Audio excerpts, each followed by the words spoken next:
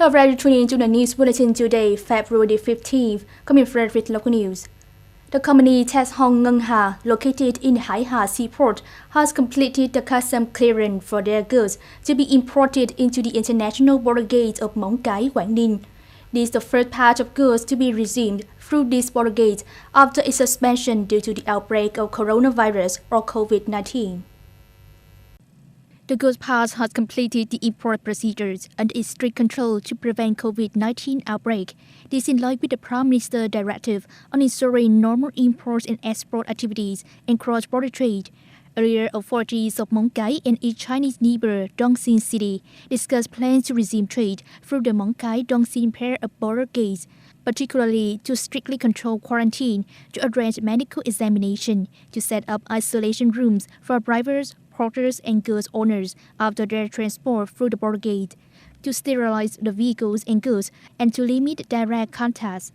Also, porters will be strictly managed and quarantined as well as armed with protective gear. Delegation led by Deputy Minister of Agriculture and Rural Development Ha Công Tuấn had a meeting with the Đồng Nai Wood and Handicraft Association (DOWA) to prepare for a conference on the effective and sustainable development of the sector of timber and wooden products in 2020, with a vision to 2021-2025 period. With the goal of becoming a reputable non-profit organization, in 2020, the association hopes to provide practical solutions for the development of wood industry locally and across the country, a representative said at the meeting. However, there is a concern that the land fund is still unavailable to build industrial park and showroom serving the wood industry.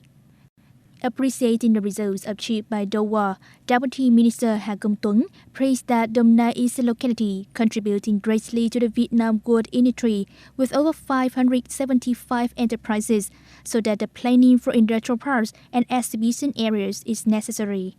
Such concern will be reported to the Prime Minister in order to remove the bottlenecks of the local wood processing industry, helping the association and the wood industry develop in the coming time.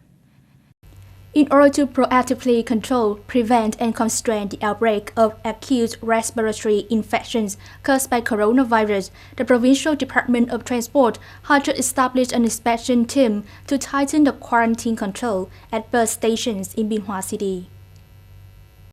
Through the on-site inspection at the bus stations of Đồng Nai, Vũng Tàu, Biên Hòa, and Hồ Nai, the management boards of these bus stations have already set up the steering committee for epidemic prevention, arranged for hand sanitizer, masks, and heightened sanitation works.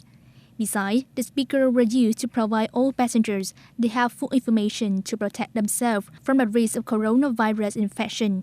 Recognizing these efforts, the inspection team required the bus stations to enhance the communication and propaganda so that the passengers can clearly understand and fully be aware of the disease prevention. It's restricted for all passengers to transport the wild animals, cattle, poultry of unknown origin or not yet quarantined. We move on to international news.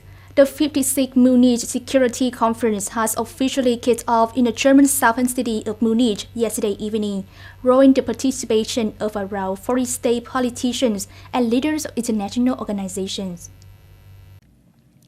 This three-day conference this year aims to seek solutions to global health issues in the context of the world with many complicated political developments, such as the recent escalating tension between the US and Iran, conflicts between Israel and Palestine, conflicts in Libya, Syria, the issue of the 2015 Iran nuclear agreement, US and China trade war, and the pipeline project Nord Stream 2, etc. In addition, urgent global challenges such as climate change and the most recent outbreak of acute respiratory infection COVID-19 will also be the focus of the conference. About 3,900 police from 8 states across Germany were mobilized to participate in the security for the conference.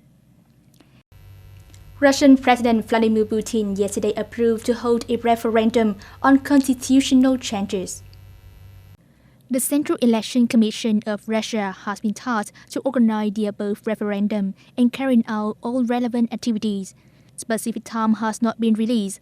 On January the 23rd, the Russian State Duma, or House of Representatives, had the first reading of the constitutional amendment bill. According to the agency, the second reading of the draft was delayed from February 11th to the end of February or early March due to the need to revise the draft amendments. That's all for today's news. Thanks for joining us and goodbye.